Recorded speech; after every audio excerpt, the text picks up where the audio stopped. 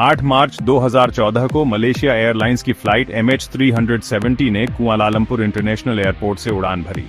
इसका डेस्टिनेशन था Beijing, China.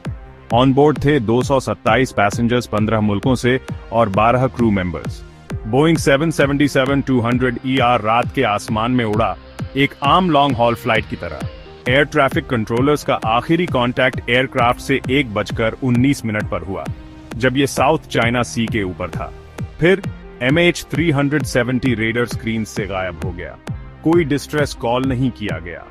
Aircraft के गायब होने की कोई इमीडिएट एक्सप्लेनेशन न होने से पूरी दुनिया में चिंता फैल गई और ये हिस्ट्री के सबसे कंफ्यूजिंग एविएशन मिस्ट्रीज में से एक बन गया। MH370 के गायब होने की कोई पक्की वजह न मिलने से कई थ्योरीज बनी। हर एक इस ट्रेजेडी के पीछे की इवेंट्स को समझाने की कोशिश कर रही है। एक फेमस थ्योरी कहती है कि कोई बड़ी मैकेनिकल फेलियर हुई होगी, सडन डिकम्प्रेशन, इलेक्ट्रिकल फायर या किसी जरूरी सिस्टम के मैलफंक्शन से कंट्रोल बिगड़ सकता है और पायलट्स कम्युनिकेट नहीं कर पाएंगे। लेकिन इनिशियल सर्च एरिया में कोई डिब्री न मिलना और एयरक्राफ्ट का फ्लाइट पाथ कंटिन्यू करना इस थ्योरी को कमजोर बनाता है। एक और डिस्टर्बिंग थ्योरी ये है कि पायलट्स या किसी ऑन बोर्ड ने जानबूझकर कुछ किया होगा। ये थ्योरी इस बात पर टिकी है कि MH370 अपने प्लान्ड फ्लाइट पाथ से बहुत भटक गया, मतलब कोई एविएशन नॉलेज वाला इंसान कंट्रोल में होगा। हाईजैकिंग का सीन, हालांकि कम चांसेस हैं क्योंकि कोई रिस्पॉन्सिबिलिटी नहीं ली गई, लेकिन इसे पूरी तरह इग्नोर नहीं कर सकते। ये पॉसिबिलिटी कि एयरक्राफ्ट को किसी रिमोट लोकेशन पर ले जाया गया हो किसी गलत काम के लिए, एक डरावनी बात है।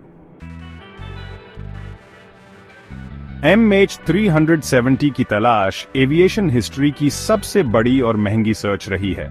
दुनिया भर की गवर्नमेंट्स और प्राइवेट ऑर्गेनाइजेशंस ने एडवांस टेक्नोलॉजी और एक्सपर्ट्स लगा दिए मिसिंग एयरक्राफ्ट को ढूंढने में। जुलाई 2015 में रियूनियन आइलैंड के किनारे एक डेब्री, एक फ्लैपरॉन मिलना पहला सबूत था कि MH370 का ट्रैजिक अंत इंडियन ओशन में हुआ। इस डिस्कवरी के बाद अफ्रीका के कोस्ट्स पर और डेब्री मिलने से कंफर्म हुआ कि एयरक्राफ्ट टूट गया था, लेकिन इससे रैकेज का सर्च जोन छोटा नहीं हुआ। इन एफर्ट्स के बावजूद ज्यादातर एयरक्राफ्ट, इंक्लूडिंग जरूरी ब्लैक बॉक्स जिसमें इंपॉर्टेंट क्लूज हो सकते हैं, अभी भी नहीं मिला। MH370 का गायब होना आज भी हमें याद दिलाता है कि हमारे टेक्नोलॉजिकली एडवांस्ड वर्ल्ड में भी मिस्ट्रीज हैं। सबसे बड़ा सवाल जो इन्वेस्टिगेटर्स और एविएशन एक्सपर्ट्स को परेशान करता है वो सिंपल है, लेकिन उसका जवाब ढूंढना बहुत मुश्किल है। MH370 के साथ हुआ क्या?